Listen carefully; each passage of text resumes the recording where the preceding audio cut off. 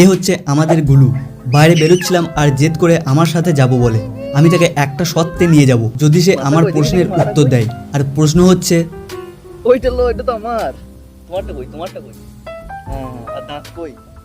দাঁত দাঁত কই দেখি, দাঁত দেখি দে। আর চোখ কই? চোখ। তারপর সে আবার জেদ করে গরুকে পাতা খাওয়াবে। তাই একটা পাতা গাছ থেকে পেড়ে তাকে দিই আর সে গরুকে খাওয়ায়। একে যা হোক করে বুঝিয়ে অজু করে নামাজ শেষ করে দোকান খোলার জন্য আসি, আর দেখি এত খদ্দের অপেক্ষা করছে দোকান খোলার।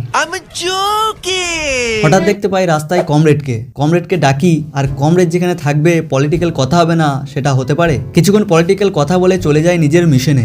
আমি বাড়ি এসে তাড়াতাড়ি করে চা খাই, কারণ আজকে কেকেআর ভার্সেস মুম্বাইয়ের ম্যাচ আছে। চা খেয়ে ম্যাচ দেখতে এসে দেখি টিভিতে খবর চলছে, কারণ খেলাটা হচ্ছে কলকাতায়, আর কলকাতায় হচ্ছে বৃষ্টি।